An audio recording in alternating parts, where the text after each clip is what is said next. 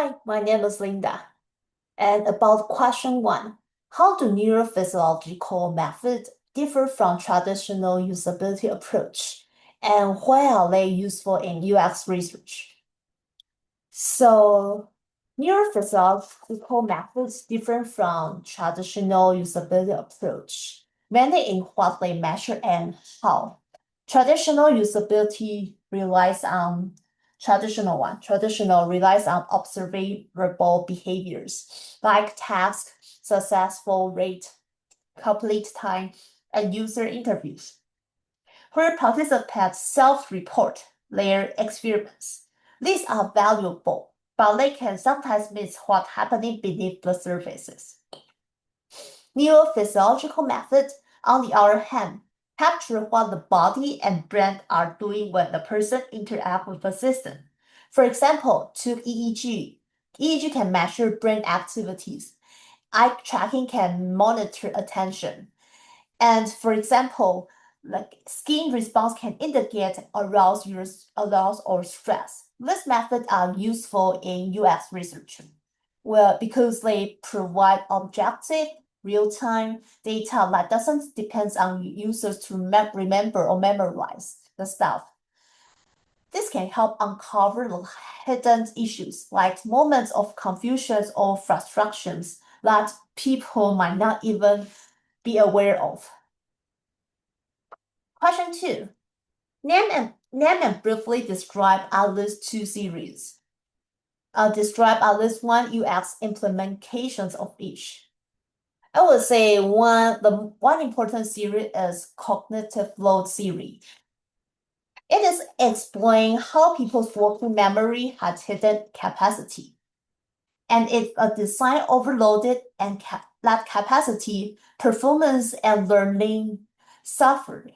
A UX design implication is the use of progressive disclosure in interface. That means showing users only the essential information at first and gradually revealing more advanced or detailed options as needed. This can reduce the unnecessary mental effort and keep the interaction manageable. Another useful theory is MRT, multiple resources theory, sometimes called the mental juggling theory. The core idea is that our brain doesn't have just one single fuel tank.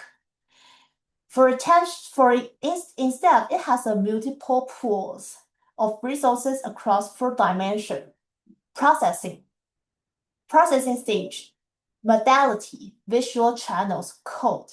Text only interfere if they draw from the same pool. So if two texts are in a different modality, like reading text while listening to the audio, they can be managed better than two texts both competing for vision. A US implication is that when we design dashboards and even in-car displays or complex workflows, it is helpful to spread information across different resources pools. For example, using auditory alerts along with visual indicators can reduce the overload in the single channel and helps users process information more efficiently. Question three, why is it challenging to operationally physiological constructs? It is challenging to operationalize constructs like cognitive load, frustrations, or engagement using physiological measure because these constructions are abstract.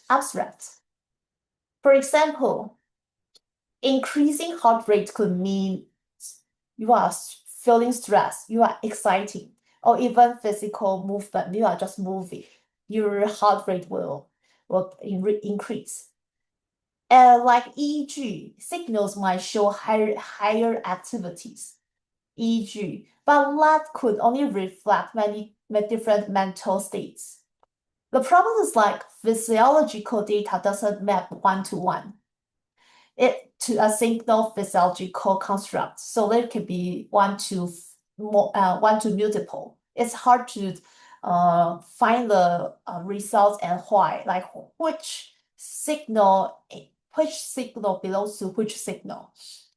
Yeah, so individual difference will make it harder. Like two users might show very different physiological response you under the same condition.